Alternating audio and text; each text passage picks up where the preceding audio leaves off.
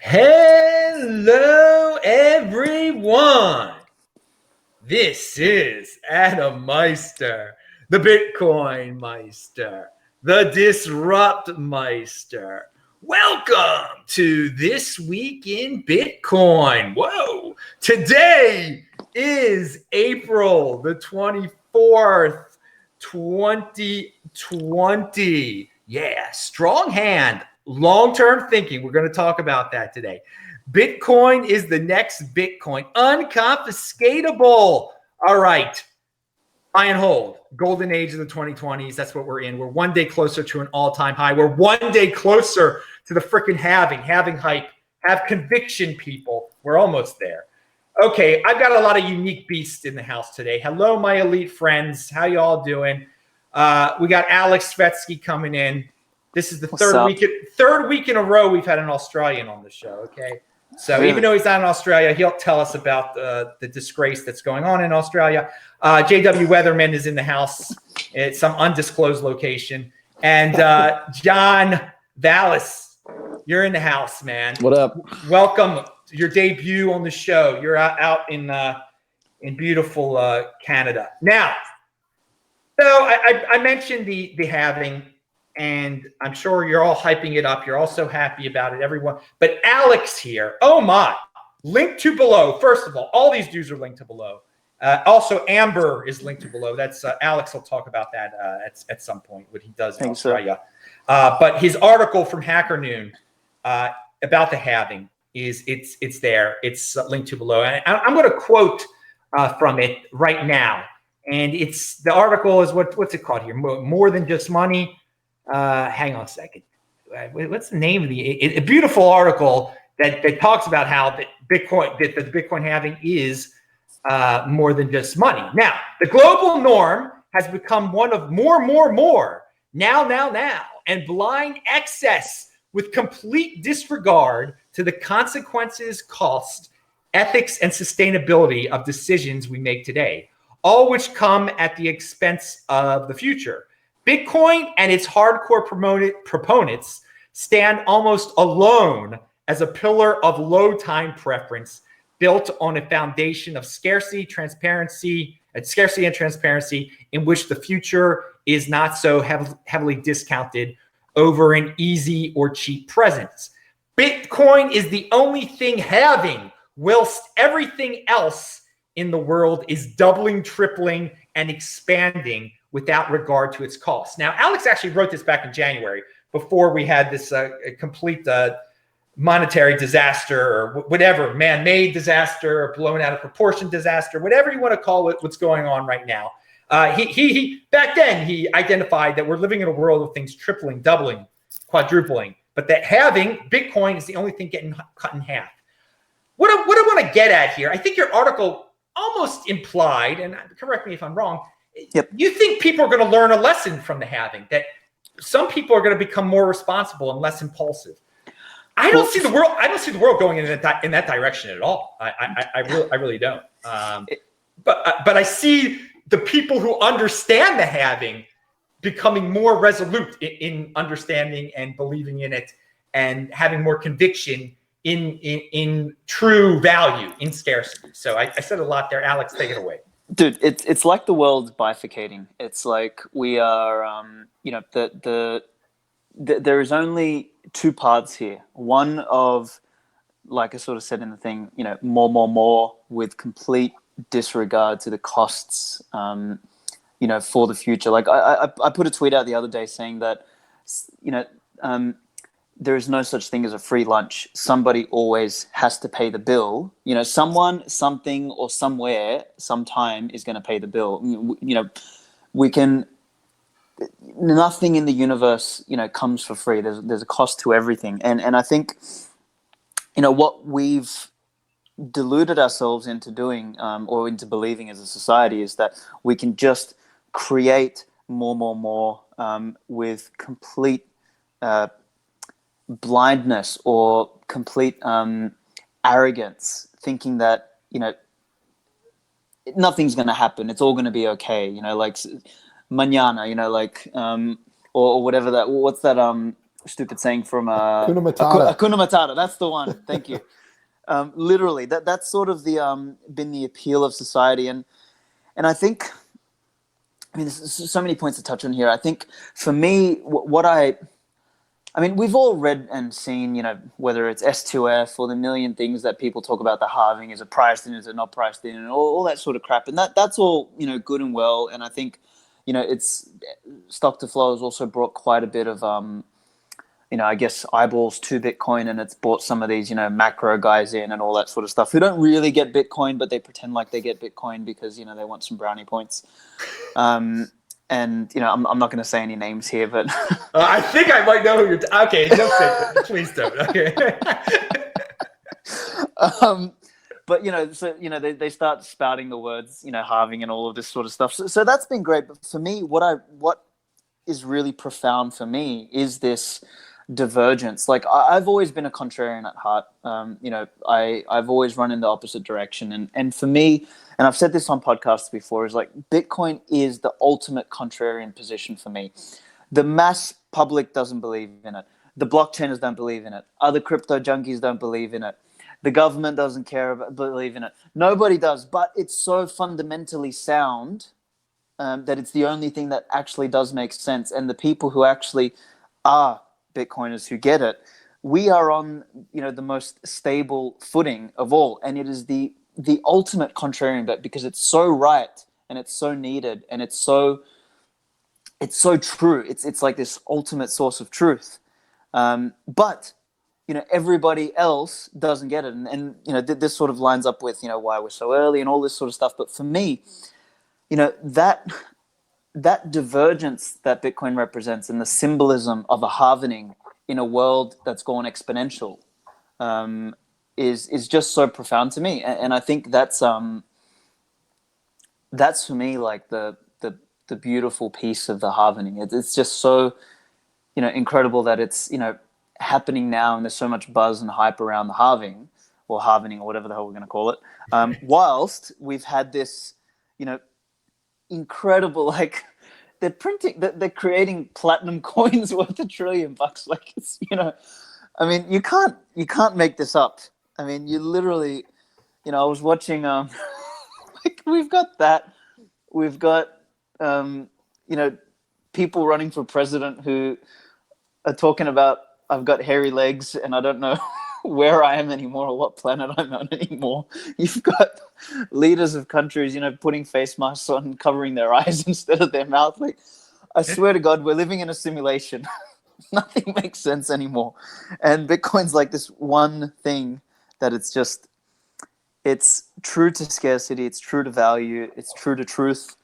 And it's just so symbolic for me, man. So I don't know. That was my inspiration behind the article, and I just don't think it could have come at a better time, you know, with the rest of the madness that's happening.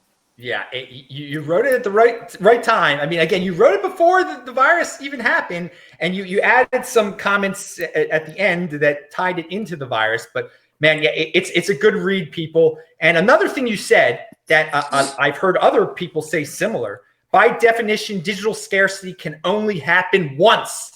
Mm-hmm. And it occurred with the advent of Bitcoin. And that's definitely a comment more so in our space where people talk about altcoins and such. So let me hand it off to JW. You have anything to say about the halving or digital scarcity, et cetera? Yeah, I think what kind of you get a big sense of is that everybody's just kind of remembering and realizing how incredible it is that Bitcoin's secure, right? That we can actually count on this thing to only have a certain number of coins, and especially like you're saying, especially when everything else is so obviously insecure. Like our democracies are super insecure, right? Like we know that now. We've been feeling that more and more with social media being an influence and people realizing, wow, I guess you can just buy ads to get votes. Has been sort of a revelation that was disturbing everybody a year or two ago. But now, like, I don't even know what to point to because it is very chaotic right now. I mean, I guess everything is overwhelmed by the reality of this pandemic or this COVID thing. But the amount of uncertainty that creates, right? Like even if, whether you think that this is the end of the world because of a virus, or whether you think that it's just, this overblown thing, the amount of uncertainty in your brain when you're calculating your next 12 months, your next 3 years has, I'm sure for everybody, gone up 10, 100 fold. So when everything else gets way more uncertain, the few things that are predictable and trustworthy really shine a lot more. And I think, even in just a psychological sense, not even an economic sort of, value proposition of this asset sense, that's pretty profound and pretty interesting. Whilst the virus goes exponential, along with people's fear, panic, toilet paper purchases, and irrationality, Bitcoin and the true Bitcoin holders stand alone as a bastion of solidarity and hope. John, are you standing alone as a bastion of solidarity and hope? I love that line. And I'm just going to echo what two of the guys just said. And this has always been my part of my opinion on Bitcoin, and it's obviously just amplified or on display more clearly in light of recent events. But Bitcoin has always been that source of existential calm, comfort, truth, and security. This is why I often say, I love all the development that's going on, and there's so much exciting stuff happening in the space.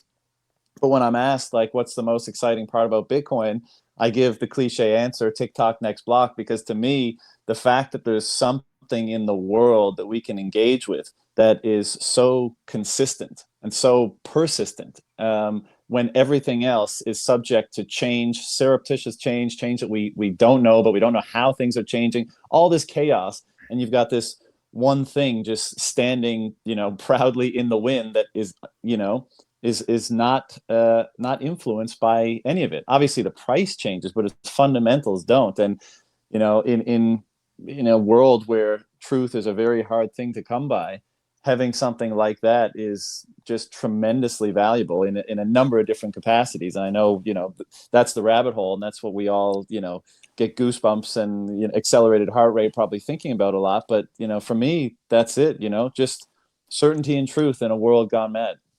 It's interesting. Dan Tapiero, who is a macro guy, we were talking about macro guys before. Anyway, he calls it the security truth machine.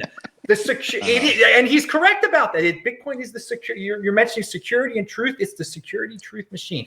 All right. Well, there have been a lot of models out there with this virus. Let's talk about a Bitcoin model for a second. And Aleks actually brought up this model, stock to flow. John, I've never had you on the show before. What's your take on stock to flow model?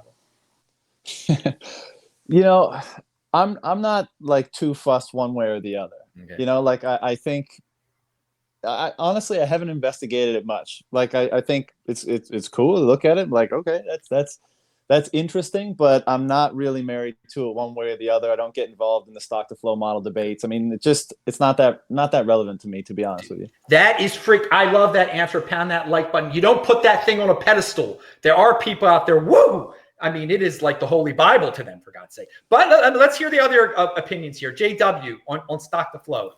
So stock to flow is a bit of it's really been fun to watch, actually. It's been pretty entertaining because Saifedean in his book talked about scarcity and the importance of scarcity. And so he was talking about stock to flow in that context, right? He was kind of just trying to describe scarcity in a little bit more detailed of a way. And then Plan B took it and modeled this crazy thing, right? He charted it.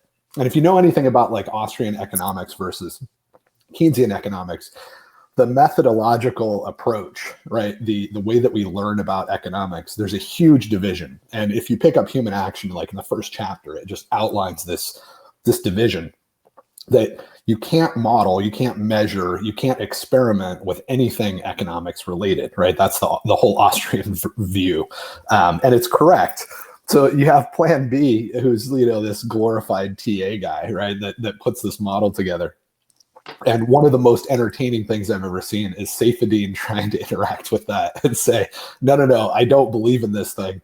But at the same time, it is so much more popular, and it's had such a big impact on how many people know Saifedean's name. So it's been pretty amusing, but also kind of tragic. And no, there isn't anything to it. That said, it's probably as good a guess as anybody's had, right? Like I couldn't produce a better chart to predict the future price. But there's not, if it turns out to be correct, it's not going to overthrow economics or anything like that. It's just going to be, oh, well, that's, it's weird that there's a little bit more of a correlation there than we could have proved or expected. And the main reason is that it doesn't affect, people have said this a million times, right? But it doesn't factor in demand. So, us doing this show and a few more people hearing about Bitcoin affects demand. If we didn't do this show, maybe 2 or 3 people wouldn't have heard about it. They wouldn't have been as far along in buying it. And you have to account for demand, not just supply. And that's why, it doesn't work for altcoins and all this other stuff, right? So, it's probably, I've been making a case for $1 billion Bitcoin in our lifetime, and not like through hyperinflation, but actual purchasing power, right? Like you could buy a freaking aircraft carrier that's nuclear powered for 4 Bitcoin, right? Like that there's a lot of reason to believe that's the case. So it's not that I'm not bullish on it. It's just that I understand enough economics to know that it's bullshit, but it's kind of fun bullshit. And at this point, it's so popular that I think it might be somewhat of a self-fulfilling prophecy, and I'm fine with it. That would be great if it was a self-fulfilling. Hopefully, it's better than the virus models. Okay, Alex, your thoughts on stock to flow? I mean, what JW just said then was perfect. I mean, I'm a little bit more in I'm a little bit more in the I don't care camp. But I think the whole markets, like JW said, it's like they're way too complex. There's too many inputs, too many outputs. Demand is just like what is written by the Austrians in things like human action. It's like we're all acting subjectively. It's none of these things are predictable, but it's a good estimate, good guess, and it's a nice little model that, I mean, I know it's helped us, like from Amber's perspective. We push the idea of stock to flow all the time because, hey, I mean, any reason to get someone into Bitcoin, I don't care. I'll push flow to stock. I don't give a crap. I'll call it whatever. Like, it doesn't matter to me. Like, it gets Bitcoiners through the door. So for me, it's a net positive. And hey, if the price follows that trajectory, happy days. Like I'm happy. But for me, that's not where the interest lies. And I think I kind of. Just touching on that article again that you mentioned, like the headline image, I was sitting there wondering what I should put for the headline image. And people who are listening to this are going to see it, but it's basically the Joker where he burns half the money. And I've got a saying because people ask me, it's like, why'd you get into Bitcoin? And, some people say it's like, oh, I came for the gains and I stayed for the revolution or whatever. For me, my one is like, I came for the money and I stayed for the money. And for me, that's the revolution here. It's like we are transforming money. So I came to make some money, but really I came to transform the money. And that's, on this picture, I've got the Joker saying it's not about the money, it's about the money. And that's what's profound for me here in Bitcoin. And whether stock to flow's accurate or not, I couldn't care less. I'm looking forward to buying one of those aircraft carriers before Bitcoin at some stage. Sign me up, bro.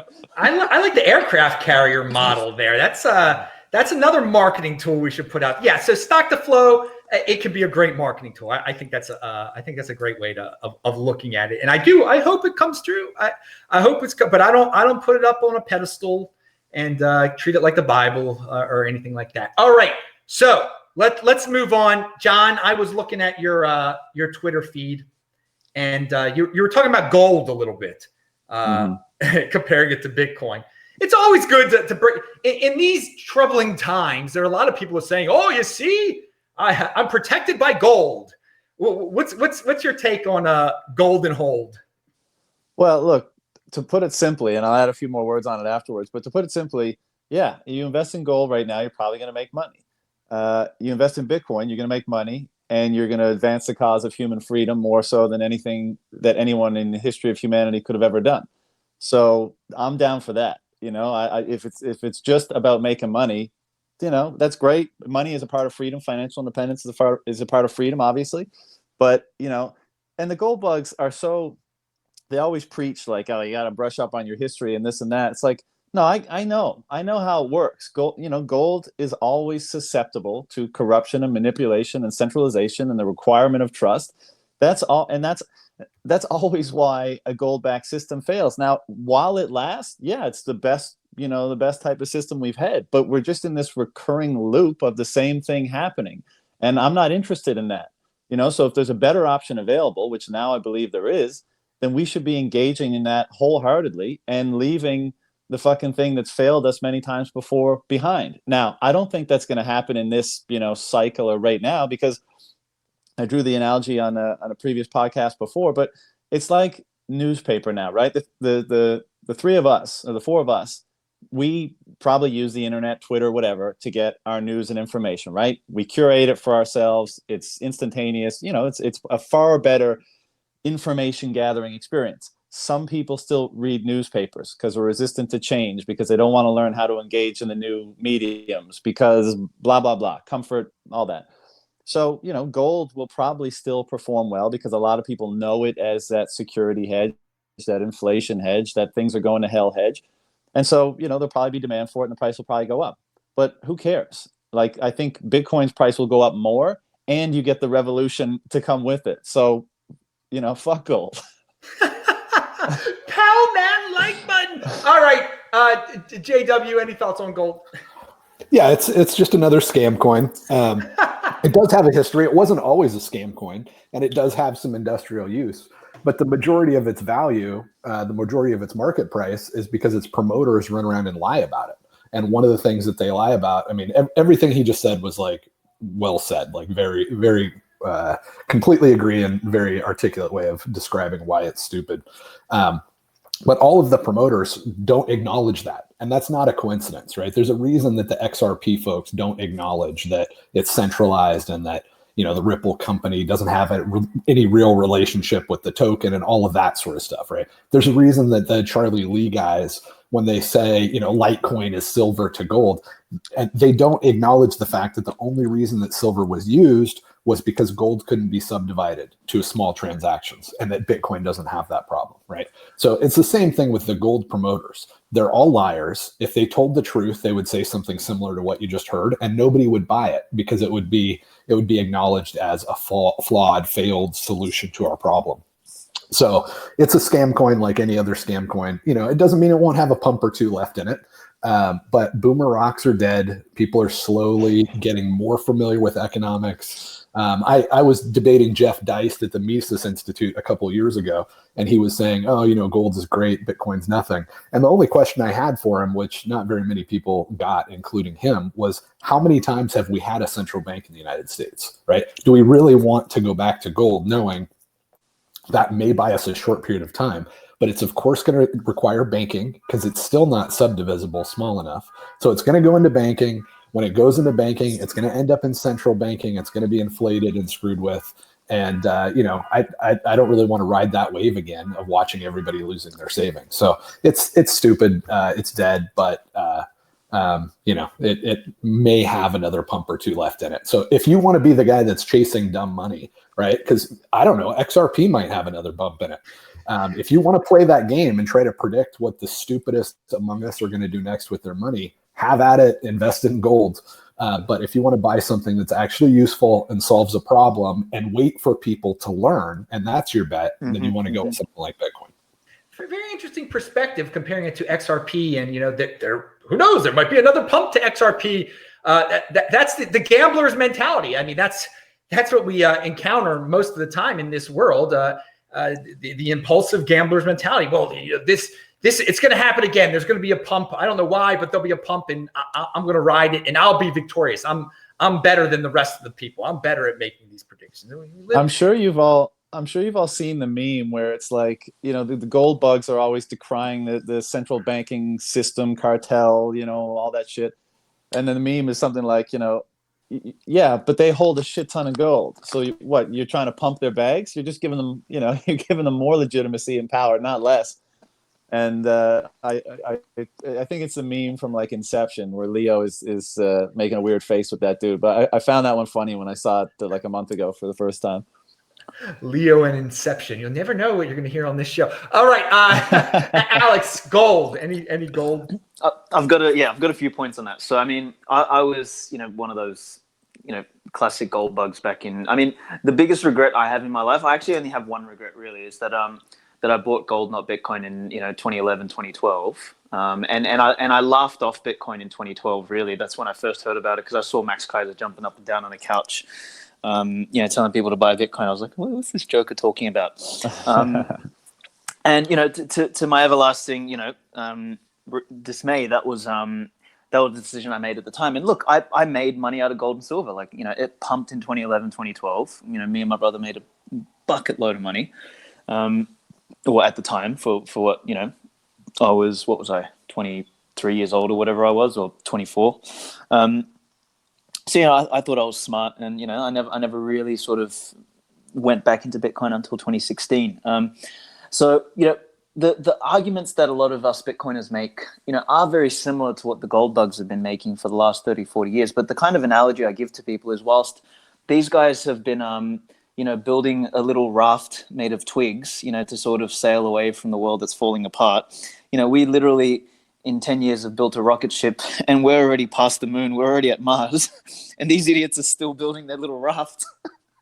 And they're going to go down with the ship because, the location that they're in is burning. And this is, to also relate it to what JW was saying about, XRP and all this sort of stuff. It's like, yeah, these things, human consensus, or the broad populist consensus doesn't change overnight. It's something that everyone needs to catch up to. And when I kind of tell people what the opportunity with Bitcoin is today, it's not about how much it's going to pump my bags. I say that you're acquiring territory, you're acquiring something before the rest of the world catches up, in much the same way as if you could go back 5,000 years or 10,000 years, whilst everyone was still using shells to pay for things, and you found that yellow shiny rock, which we now know as gold.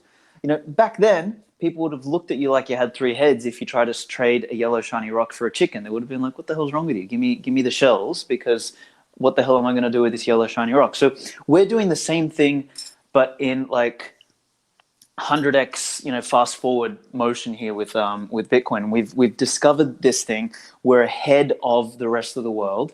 And because there's limited territory, here we are, the Bitcoiners have discovered this newfound land, which has, all of the resources we need. It's got all of the, it's got stable foundation so that we can build, a new empire on it, build a new world. We've discovered this thing. And the rest of the Looney Tunes, back in the old world, they think we're all jokers. And their whole world is burning around them, whether it's from, the scamdemic that we're, in at the moment, or whether it's from, governments printing money, or from moron politicians, or whatever it is. Like everywhere you look, there's some incredible stupidity happening. And, at some point, they're going to want to, they're going to look over at us, and we're going to be having a party. Like we're going to be living our own lives, building this new thing in this new location. And guess what? They're going to want a piece of that. But, we're not stupid. We're not going to just sell it cheaply. We're not going to give it up cheaply. So they're going to have to pay top dollar to come in. The value of that land, the value of that territory is going to come up. We're just decades earlier than the rest of the people who at the moment are either too stupid, too ignorant, too scared, or too occupied in their own shit to look into what Bitcoin is. So anyway, that's sort of my view. And the gold people definitely sit in that old world space. I actually did a tweet the other day saying if we play a thought experiment and think about the world moving forward, if we base our assumption that the world is going to be more digital, more digitized moving forward, then in that world, we need a a scarce digital money. We need digital scarcity. We don't need physical scarcity in that type of world. Physical scarcity is going to be all nice and all, but we'll be able to mess with digital scarcity at some point too. The alchemists will finally have their day. But if that's the assumption we make, then in that world you don't need gold. You need Bitcoin. Now, in a world where if we're not going to have a digital world, interconnected world and all that sort of stuff, if we're making the assumption that the nukes are going to drop and we're going to blow everything up and we have no internet and no telecommunications and all that, well, guess what? Gold isn't going to be very useful either. I mean, maybe, from a manufacturing standpoint, for some things, but I'll tell you what, lead is going to be way more important at that point. So I'll be stockpiling lead, not gold, and I'll be trying to get my reverse alchemist on and trying to turn any gold I have into lead. To shoot anyone coming near me. So that's sort of like, I can't see a case for gold. Absolutely not. And so yeah, like JW said, if you're in for the pump and you want to front run dumb money, go hard. But the alternative is come with us and front run the world. And I think that's where we all want to be. All right, now speaking about dumb money, here, I got a question for John. Something that's been in the news. Well, no, this was dumb money. At the beginning of the week, there was a DeFi hack. DeFi is the buzzword of the month. It seems like everybody wants to say they've got something to do with DeFi, at least in the altcoin side of things. And there are people throwing money at these centralized entities, and they really don't get it that it's not really that they could be hacked. So I don't know, John, did you have any thoughts on DeFi hacks or DeFi in general?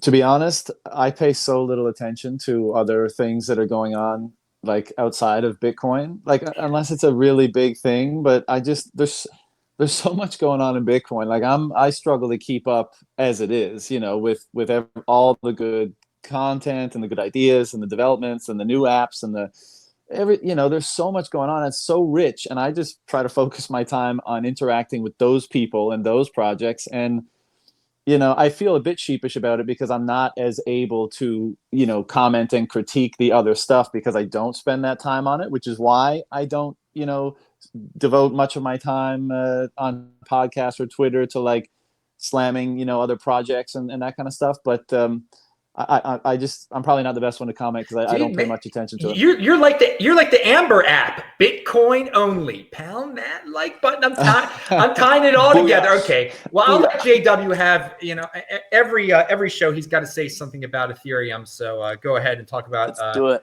DeFi real quick here. I'm kind of in the same boat. Like Ethereum has been so dumb for so long that I don't think I've read more than 14 words about DeFi.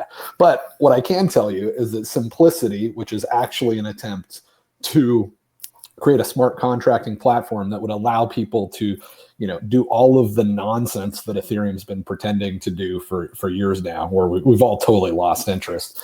If we have any competence at all, we haven't looked at this stuff in at least, 6 months to 2 years. But Simplicity is amazing. And if you haven't looked into that at all, look into it. It's doing well. The progress has been really solid. It's one of those things where you have to do it right.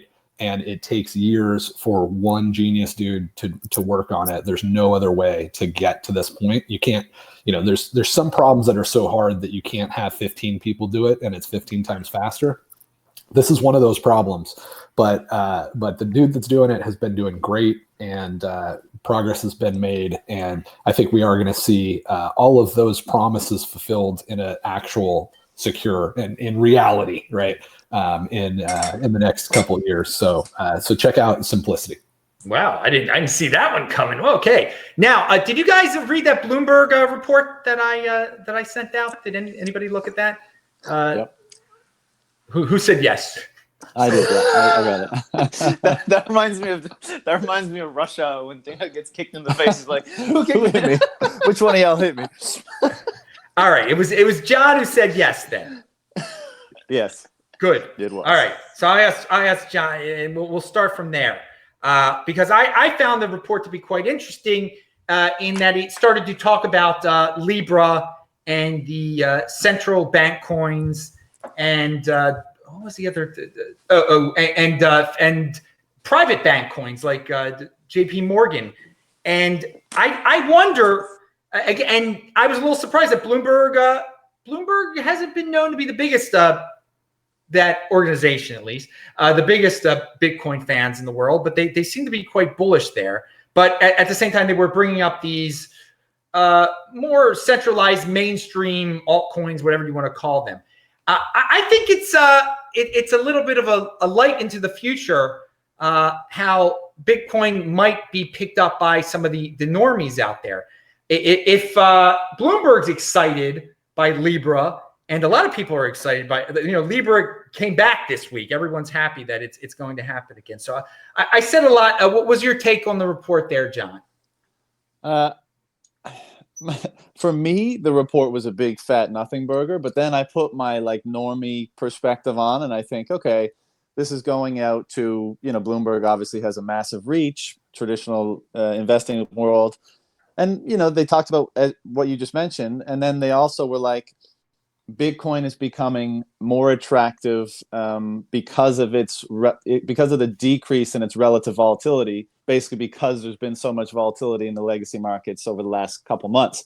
And so as a result of, and it's consolidating, it's in a price range that's been consolidating, and they were making a bullish case for it. So if that's part of the narrative that, normies and the mainstream are getting exposure to from, quote unquote, reputable media sources, then, I'm not excited by it, but I'm fine with it. They'll have to learn their lessons about all the other coins that they get pitched along the way. But, nestled, I think the larger part of that article was actually, kind of the Bitcoin story, in that it had tanked and it has recovered and it's consolidating, and, it's the scariness of its volatility that's put a lot of people off over the years is relatively diminished now as a result of the volatility in other markets. And, so it was basically saying, have a look. So I wasn't that excited by it, but it's I guess it's kind of cool that mainstream is talking about it in those terms. Yeah, I don't like to put anyone on a pedestal, but I will say this: they have a big reach, and they reach into the world of the normie. And hey, the more normies that come in, anyone can come into Bitcoin. That's what I say. So all are welcome, and I think it just it shows you a little bit of what's going on in the heads of the traditional finance normies. The report itself. Alex or JW, any thoughts on normies and spreading the word to them? Or I'm just gonna laugh at the attraction of hey, the volatility has subsided, and then just as they get in, we're gonna pump, and then they're gonna be wondering, I love how these mainstream guys are like contra-indigators. So for me, if they're talking about volatility subsided, then we should be preparing for volatility to increase in the coming months. So yeah, may Bitcoin continue to be contrarian and mess with all of these people's analysis. It's just fun to watch. JW, any thoughts? Yeah, kind of I look at it a little bit like the stock to flow thing. Like, it's dumb, but if it encourages people, that's great. The other aspect is just like, you want to look at the enemies of Bitcoin and what they're saying. And these guys obviously are not, like their institution is not pro Bitcoin. So the fact that they're saying positive things, it reminds me of not that long ago, somebody on, I think it was CNBC or something, they had this like great clip where they said, if in a world of fiat currency, Bitcoin wins. And I was just like, how did that soundbite make it out? Like, that's incredible. So we're seeing more and more really encouraging signs from the, that the enemy's capitulating. And so that's the way I look at this one. And it's nice. The beauty, actually, I'll add something there, is like the beauty of Bitcoin is that it turns the enemies into supporters, because at the end of the day, they want to make money too. Like money is the fabric, via which society functions. And it's the one language that we can all, communicate with. And it's like, I've never in my life come across anything that can literally take the enemy and turn it into a supporting force for a greater cause. It's like totally. it's It's a self-lobbying system, right? It buys its own politicians. Yeah, exactly. It doesn't have to do anything. It just sits there, TikTok next block, and whether friend, foe, whatever. It's like, yeah, come join us, dude. If you're here for the pump, you'll make it better for the rest of us, and you'll actually make yourself unemployed in the process. But hey, if you're smart enough to stick around, you'll be okay for later. So it's just such an incredible. Yeah, man. Anyway. No, I love that point. I sound like a fanboy. No. It's a great point. People want to make money. Even if your worst enemy wants to make money, it's going to help you. I mean, I like that aspect of it. Definitely. Well, we're getting into the current events section of the show. Does anyone have an opinion before we get into the virus about the oil situation? It was a wild week in oil, and we talk about people complain about Bitcoin being volatile. The oil futures market where that was pretty insane. So does anyone? I have one thing. My intrinsic value. That's all I've got to say. What about my intrinsic value? Yeah, so there's quite a few people putting that. Saying that also. JW? Yeah, actually, I think that this has been great. I think that we saw this with real estate, and now we're seeing it with oil. The reality is that there's nowhere safe to put your money because everything is a Ponzi, right? Even oil, which is supposed to be the engine of civilization, like, if we're moving goods and services, you need oil. It's like whale blubber was at a point in the past, right? It's like olive oil was. It's so ingrained in our economy. Our whole system's built on it. Surely, if anything is not a fraud and a Ponzi that's propped up by corruption and government, it's got to be the price of oil, right? And this whole episode just shows, no, that's not the case at all. The reason that oil dropped is that this cartel of OPEC that was keeping the oil prices high finally fell apart. It had to fall apart. All cartels eventually fall apart. And that's because if you and 5 friends agree that you're never going to sell anything for less than $5, but you can make it for $1, eventually somebody's going to screw the other 4 people over, right? And they're going to start selling it for $4. So that's one of the things that happened with this whole oil crisis.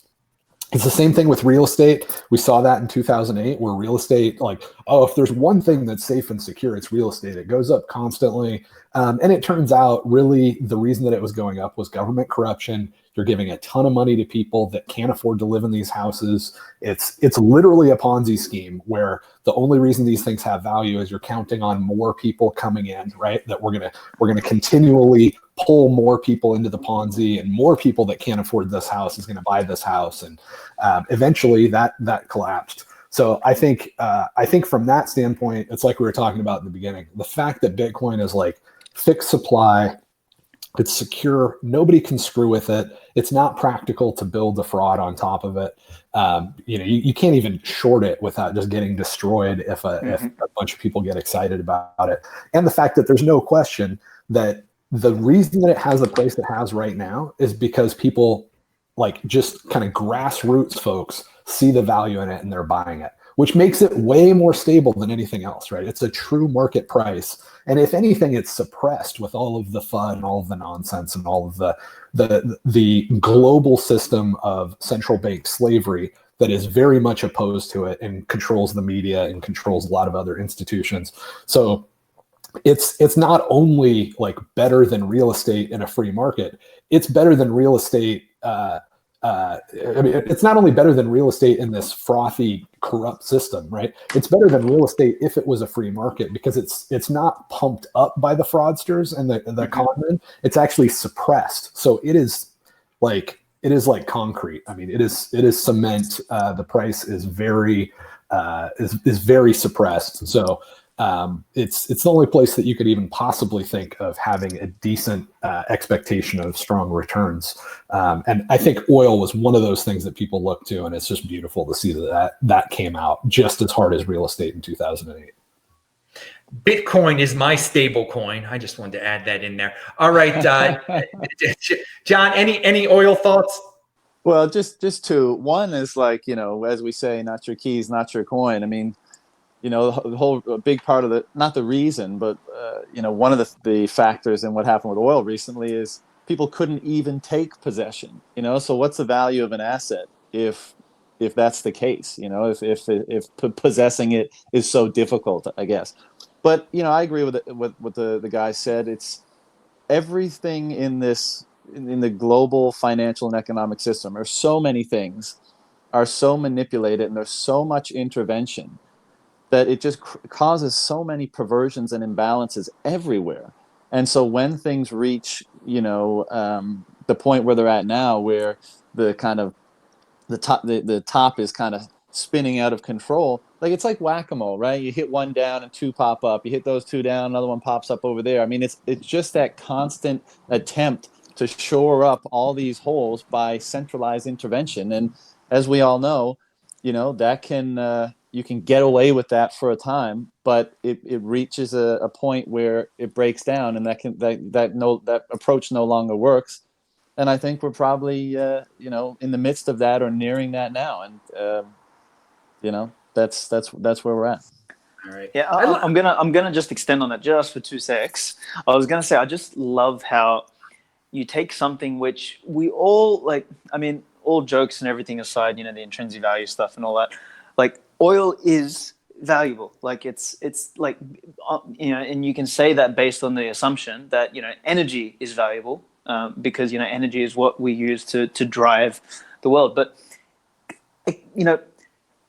if you need to see a sign of incompetence in any way, like, oil is just like the prime example of a pack of buffoons who think that they can manage something and do it better than allowing the market to do it itself. Like, there was a negative price. Like, if people, like, I don't know if that gets through people's heads. There was a negative price on the commodity that the world runs on. Like, hello, people. If there is evidence for incompetence or complete delusion or complete stupidity on any resume, like, that is it right there. Unfortunately, some people aren't going to understand it. So, but anyway, it just makes me scratch my head. It's like, that's what this whole, superior model of central management, delivers. Congratulations. Oil has shown the way there. Exactly. Yeah, and it's old school commodity. I mean, we are entering a digital golden age. Who wants to be stuck in the cartel world? My Lord! But people are learning it. We'll see how it all turns out. All right, so let's talk about this world we're living in today. Oh, it's that time of the show. Now, these three guests, all of them have had strong hands during this manufactured panic. Because, again, the virus, there's a real virus out there. But my God, the hysteria, it totally blown out of proportion by the media. We've been through this a lot. And JW actually has a tweet out there. I'm creating a list of people that didn't COVID cuck. Link your earliest tweet. Link your earliest tweet proclaiming the hoax. All right. So, yeah, there have been, and JW, that's good. You're keeping track of this. There have been other people. I've listed people that have been great with this. Other people who have listed people. It's the true shame. The true shame is that there are Bitcoiners who did cuck to this. Unbelievable. I still am in shock that this happened. But again, personal responsibility is new counterculture. Let them take care of themselves. I'll take care of me. But since we got Aleks here, Aleks is a native Australian. And what is shocking is Australians, they're pretty manly dudes. But what the heck is going on there, dude? I mean, everyone's locking themselves up. There's no end date in sight there. It's pathetic. Dude, I mean, where do I start? Like, I mean, Australia is Australia, and it's like, a society of, if something was going to happen to their favorite football team, they'd be all up in arms. But, if it's, the police, catching teenagers on a roof, that's abandoned. They'll arrest those kids, or people camping in, the Tasmanian mountains. They'll track them down with a freaking helicopter and bring them in. And then the rest of the pussies are gonna, stay inside and dob on their friends and dob on their neighbors, because that's apparently the right thing to do. I swear to God, like I've said it for many years, Australia's like one of the best veneer socialist countries. So on the outside, everything looks really nice, but like there is more, like Australia is more of a police state than most people realize. Like particularly New South Wales is sort of like the main state. That's where Sydney is. And I mean, like I got the hell out of there like 5-6 years ago, but if I go back to visit, just to drive between my brother's place and my mum's place, which is 45 minutes, you'll go past 7 highway patrol cops on average, hiding behind every corner just to book you for anything. They've got fart detectors in their car these days so that they can, check if someone farted in their car and slap them with a $300 fine. It's the most ridiculous place. And, that sort of, it's become ingrained, in them. Like yesterday, even where I am, and, I'm not going to say where I am, but, I'm in another country, which, to be honest, they're dealing with it not as ridiculously as most other countries. But just even so, me and a couple other dudes, we've sort of been, and I don't know these dudes, but I just bump into them each day when we jump the fence and go and train at the one of those outdoor gyms where they've got some pull-up bars and some dip bars and stuff like that. And we just sort of, it's closed, but we jump the fence, we go in there and train. And I mean, obviously someone's dobbed us in. Like we got, asked by the cops a couple of times to get out of there, and we did. But yesterday, like they literally rounded up 20 cops and they charged in there like they're going to battle, for World War II. They're coming to save the day, to kick 3 people out of the park who are, 5 meters apart, doing our own thing, training. Luckily, we were faster than the cops, so we jumped the fence and ran away before the fat pricks could catch us. But it's just, I mean, like it's baffling the extent of the stupidity that we're seeing. And like I've been Karen'd now 3 times from a couple different places, and it's just mind-boggling how some people will just stay inside. Like I did this rant on Twitter the other day, and there's some monkey who, like you said, Adam, is like disappointing, like calls himself a Bitcoiner, turns around and says, "Oh, this is the stupidest thing I've ever seen. Why don't you just stay inside?" Like, what the hell are you talking about, you monkey? Like, makes me so angry. Like that. Anyway, before I start, I'm really trying hard not to swear here, and I know this is a family show. Did I not swear? I made reference to kitty cats earlier, but it was fine. Okay. Well, that is the kitty catification of this world. It's unbelievable. The kitty catification of the world. It's not a very JW and I talked about this another time. It's no one's very masculine anymore. I mean, you don't have to be like Hulk Hogan or anything like that, but come on, people, take a freaking stand. Stand up for yourself, yeah. Stand up for you, and there's real life involves death. Everybody dies eventually. I mean, and it seems like we're living in this world now where like people think we can prevent death for everyone, and if to prevent one death, we should shut the whole world down. I mean, it's like a mother. And again, guys, don't be mothers. All right. It seems like a lot of. Do you know what? It goes even deeper than that, dude. It's like this idea that that death is also somehow a bad thing. Like we've become so afraid of like the natural cycle of life, and like we're so afraid of like the consequences of like normal natural things that we're gonna now use this as a and when I say we, obviously the buffoons, as a reason to make life miserable so that we can avoid death, pain, and potential hurt, and in the process end up getting more death, pain, and hurt than we would have had we just let the thing organically find its own stasis and its own equilibrium. And that's a problem across everything, whether it's so-called depression, whether it's the business cycle, whether it's the economy, whether it's as soon as somebody's got a bit of a sniffle, they go and jab themselves, with a vaccine and 10,000 medicines. Like we've lost the ability to go and deal with the symptom and allow a natural rebalancing. We've become junkies in every single element of society, whether it's health, whether it's economics, whether it's driving on the road. You know what I mean? Like like I'll use Australia again as an example. Like they keep dropping the speed limits down there.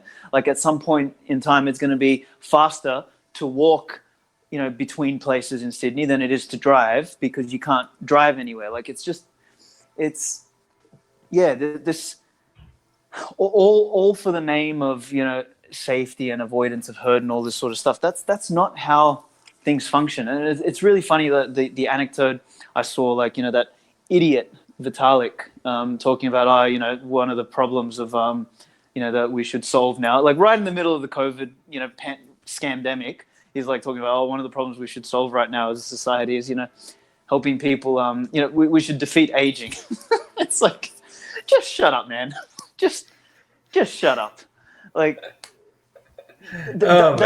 that's your brain on meth, and and what comes out of brains like that is stupidity, like Ethereum and that kind of stuff. It's like, anyway, we've removed ourselves so far from any point of equilibrium that at some point the elastic band is going to snap, and some poor bastards are going to pay the price. But we're just lucky enough to have, like, we all talk about this lifeboat in Bitcoin, so that at least economically we've got, and that economically being fundamentally the foundation upon which we can build everything else. We've got that at least settled, and then we can go and solve a bunch of the other problems.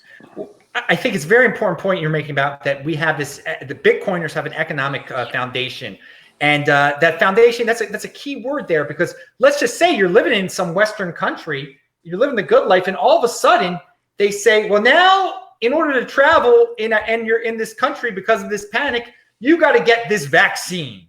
Well, at least with Bitcoin, you can say, screw you, original country. I'm going to go to another country to start anew, where I'm not going to have to take this vaccine. Okay, so I never really thought we would get to the point where something like that could possibly be on the table, but it might be on the table one of these days. Forced vaccines, and you will need to have economic freedom, that economic base of Bitcoin, to be able to opt out of such a situation, unfortunately. Mm-hmm. I hope it doesn't come to that.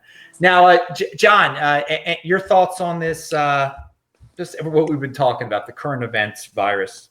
Well, man, just to touch on what you just said, you hope it doesn't come to that. I think it's coming to that as soon as the vaccine is available. Like, I think the hysteria level that's around, like, I don't think things will open up, maybe in the next month or so, to a certain degree, in a staged manner or whatever. But like, I don't think things will be normal, or people that are actually afraid of this thing will feel normal until the vaccine is developed. And I would be surprised if it wasn't forced. I'd be surprised if it wasn't a requirement of people to get the vaccine, or at the very least, like a requirement if you want to do X, or if you want to receive Y, or whatever. I think that's coming soon. And I don't know if you guys saw the just horrible, what was that show, the Lady Gaga thing, like last week, like Stay Home Together or whatever it was called. It was some sort of benefit concert or whatever.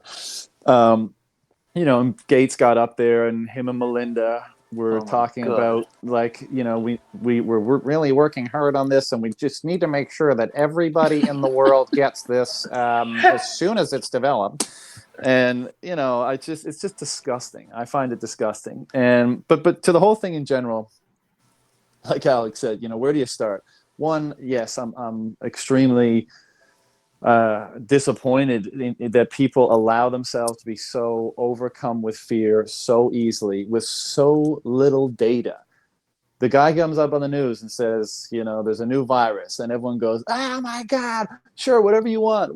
It's like, and my issue with the way the data has been presented is it's just like, just quoting showing a graph of deaths in a certain category or a certain period of time, even if we accept that they are actual deaths from COVID, which I know you all know has not been the case, and a lot of deaths from COVID deaths have been the real cause has been other cases in a lot of those statistics.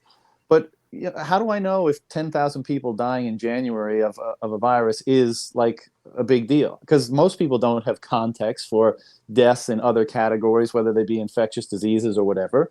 But the fact, I know people that have young kids and they're absolutely hysterical right now. And first of all, young children have been the least affected. I don't think there's might have been a handful of deaths globally, but certainly not, in the hundreds. And getting in the car to go to the grocery store is a far more dangerous act, and their level of concern over that is basically nothing. So I just think this accelerated so quickly, and the reaction has been just deplorable, really.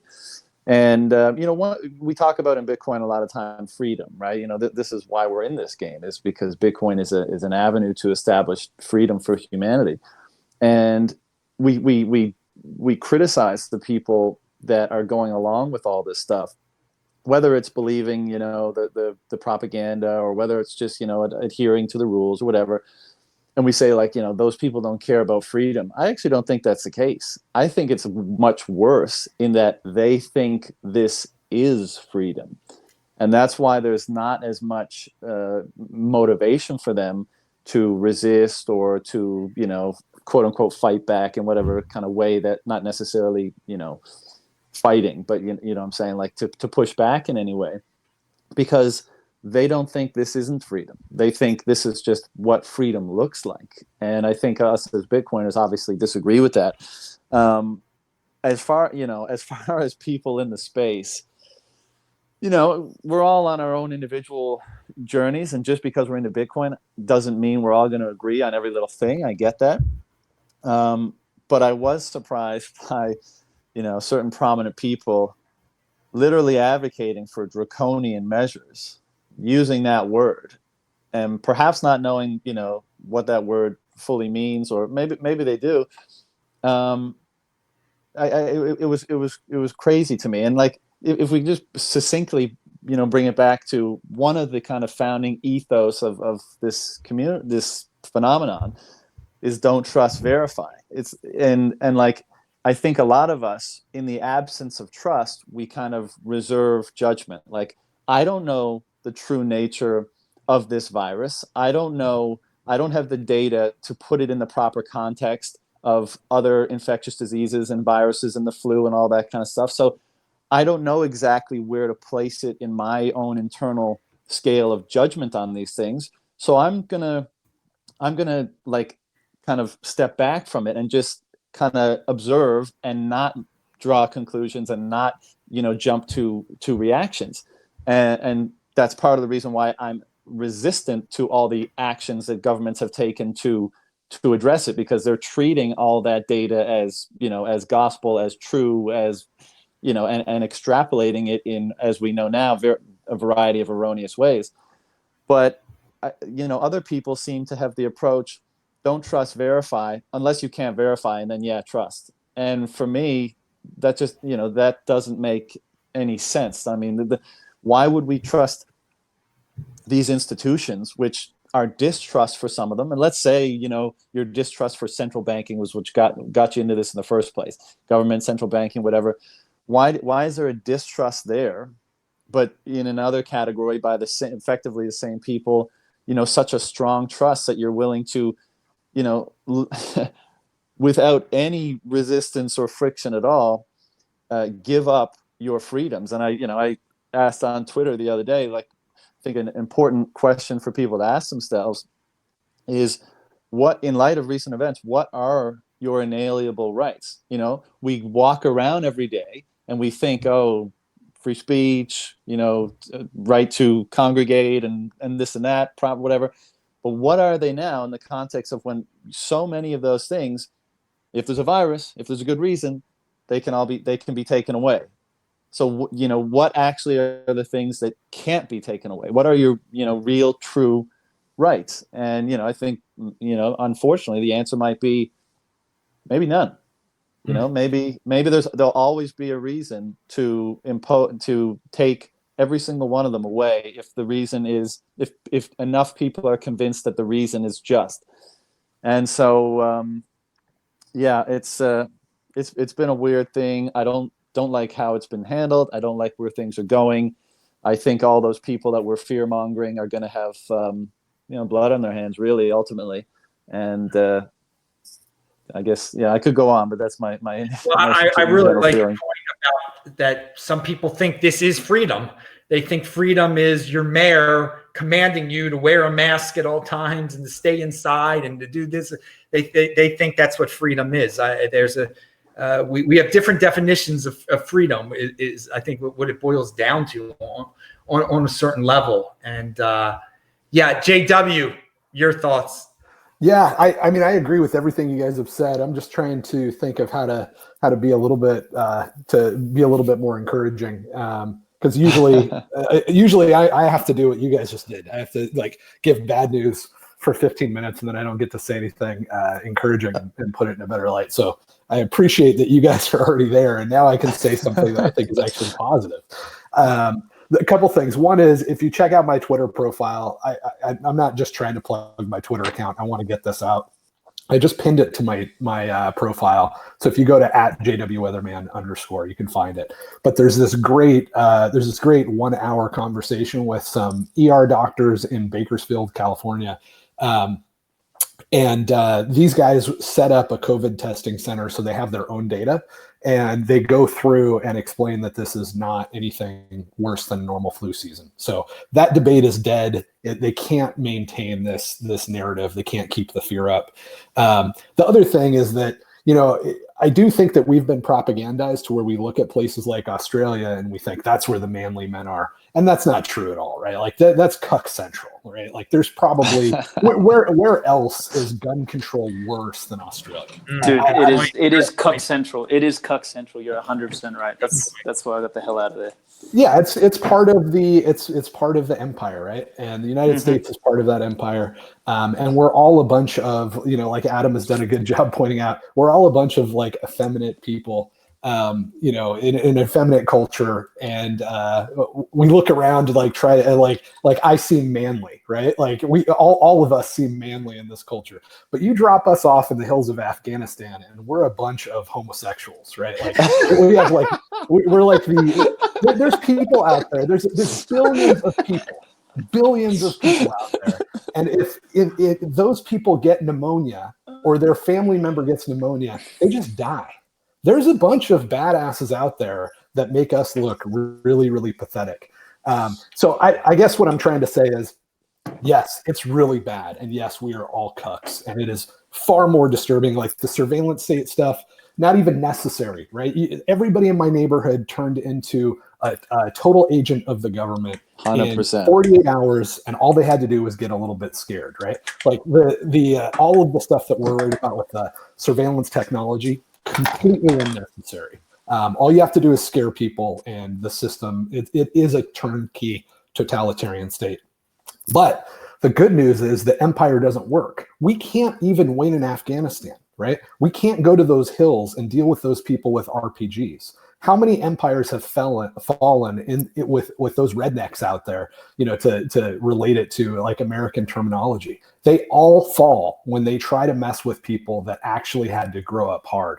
And there are people in the United States, a lot of us, that have grown up a lot harder than the people that are on Twitter and frankly, the people that are into Bitcoin. I mean, there's people out there that, if they're not on meth, there's still some scary dudes out there. And they're gonna get dangerous quick if the empire doesn't start scaling it back and let's get everybody back in public schools, because if we don't indoctrinate these people, they're gonna get real dangerous real quick. So there is going to be a lot of pushback, and empire doesn't work in the long run. And hopefully, we'll get through this. We'll be all right. Bitcoin will greatly reduce state power, and we'll be able to get back to something that's a lot more normal throughout, large chunks of human history. And I think that's still the case. As bad as all this has been, I still don't think it changes the trajectory of where we're headed. Wow, JW, positive spin on things. I like He's it. serving a different role today. I like this. We got all sorts of stuff. All right. Well, we've reached the end of the show here. I want to thank everyone. It's been it's been an awesome show, a great combination of dudes. Pound that like button, everybody. And remember, we do this show every single Friday. And everyone's Twitter is linked to below, including mine, TechBalt, TECHBALT. That's who I am on Twitter. Now, I want everybody to give their final remarks here, but I'll start with Alex, and I'll ask you specifically, what's up with Amber app in Australia? Tell us what's going on. Well, seeing as though Australia is a nation of cucks, we're trying to expand a little bit outside of Australia. Now, look, we the next plan for me is to roll Amber out in the UK, Europe, and I'm working on South Africa as well and New Zealand. So that's sort of, I mean, of all of those regions, South Africa is probably the one I'm actually most interested in, because, you know, if we're talking about people growing up hard and people who get, you know, why they need Bitcoin a little bit more, yeah, that's definitely a region. I mean, they've seen their stupid currency, you know, devalue, I think, I don't know, something like 40-50% just this year. Go to Alex's Twitter feed where he retweeted the president of South Africa couldn't even put a mask on. He couldn't even put a mask on. It's insane that they're even doing anything. Have been not that many cases down there, and they've locked everyone up because they're into totalitarianism down there. And I'm so happy you're going to take Amber to South Africa, because there's no South Africa in his right mind that should be saving in the rand at this time. I mean, absolutely not. If you can turn the rand into Bitcoin, you better be doing it. So God bless you for making it easier for them. Take it away, Alex. Sorry, Brandon. Yeah, for sure. So no, thank you, man. So that's basically that's what's new in my world. Aside from, you know, continuing to rant and continuing to resist. I mean, that's I think, you know, the word resist has become more important for me in recent times. Is that I think if we you know, as long as there's some of us who are willing to resist, you know, we may inspire others to resist, and we can build up a force that does resist the stupidity, because, you know, we've got a battle on multiple fronts. You know, you've got, you know, a battle of against fiat, you've got a battle against, you know, the empire, you've got a battle, and then you've also got a battle against stupidity. And of all of them, you know, perhaps stupidity is the most dangerous, because the other two will fall apart anyway. But, you know, along the way, you know, we've just got to continue to resist those things. And yeah, man, whether it's through Amber as an entrepreneurial expression of that, or, you know, through writing or through anything like that, I'm just going to keep fighting the good fight with the, you know, and it's an honor to be alongside guys like you, because, yeah, we may not be, you know, brawlers from the third world, but I think we're doing okay in comparison to the rest of the people who've grown up in a similar situation as us. Great to have you on. And again, Amber is linked to below. Check that out. Maybe you'll be you're living in a country that they're going to be in soon. South Africans, definitely check out the link below and check out Alex's feed. All right, we'll go to JW. What do you have to say? Conclusionary thoughts. Just homeschool your kids, because the root cause of a lot of this stuff is that everybody has been indoctrinated by the state since they were like 3 years old. So homeschool and teach them how to read and write, teach them critical thinking skills. You know, if most people in the United States actually loved reading, we wouldn't have this problem. And the reason that they don't is the way that they were taught to read. And so very few of us, even though we're literate, we're not really functionally literate. So keep your kids out of that, and don't do the private school thing, because they're regulated to the point where they have to simulate everything that's being done in the public schools. So let's raise a generation of kids that are educated and hard, instead of a bunch of pansies. I'll plug MathBot for that. If one of the reasons people don't do it is because they're afraid of teaching math, so check out mathbot.com. It's free. We're so close. It's been so much harder than we expected, but soon you'll be able to sponsor a kid, you know, throw $20 in MathBot, and they'll get 18 of it as they pass levels and master topics in Bitcoin. All right. Reading comprehension and listening comprehension, lost skills in the Western world. Definitely. All right, John, take it away. Well, first of all, I love that point by JW. I'm hugely interested in education, you know, from early life all the way through to university, and I'm hugely critical of the way it currently is and the way it's been in the past. And like I look so much forward to a time where, you know, we can take a young human being and give them the actual tools and information and knowledge and wisdom that they need to optimize this short experience of life that we have. And you know, so I love thinking about and reading about that kind of stuff. Final thought, in true final thought fashion, just kind of random, but it's related to what we were just talking about. I agree. You know, we live in an extremely soft world, and as Aleks said, even economically right now, we're like, oh, you know, like we don't want we don't want things to fail because that's going to be bad and because people are going to get hurt. So we're just going to patch it up here and there and there. And of course, it makes a bigger problem down the line. But one of the things that's obviously an interesting phenomenon for many people in Bitcoin, and not to say that we didn't have a lot of these tendencies before. I know I certainly, you know, was very frugal and was, you know, I haven't changed that much since interacting with Bitcoin, but I have in some ways, and I know many others have as well. And a lot of hype is around the halving, right? Mostly around the kind of economic changes that will come as a result of that, and whatever new investment comes from other people who hear of it and all that kind of stuff. But I actually think that, you know, Bitcoin is almost, you know, it is definitely a phenomenon in terms of how it influences people's behavior. A lot is made of the time preference thing, but many other ways as well. And I think Bitcoin's halving, at least, you know, I think another big story there is how it will harden the people who engage with it. That's us, you know. So it's not only hardening, you know, it's monetary policy. It's not only hardening as a financial asset or as money. Because it somehow has that relationship with us, that some of its truth, some of its qualities that we recognize in it actually become imbued in us. I think its hardening will actually have an effect on us, and will harden us in many ways. Will harden our resolve, will harden our focus, our determination. Like, I really think that's real. And so I think that's exciting. That makes the halving way more exciting to me than the fact that there might be a pump due to a cut in the new supply sort of thing. And finally, I am going to plug one thing because I'm releasing it today, but it's a podcast I did on the Canadian Investor. It was an interview I did on the Canadian Investor podcast last week, and I'm plugging it just because it was these two dudes, normal investors, like total noobs with Bitcoin. And after the show, I was like, maybe people, you know, we all talk to people in our lives, or many of us do, who aren't that into Bitcoin, and, you know, they ask a couple of questions around the periphery, but they're not really super into it. And we don't create that much content for them. We speak to ourselves a lot of the time in this space. And I thought, you know, it was an hour-long chat of the kind of the basic cases for Bitcoin.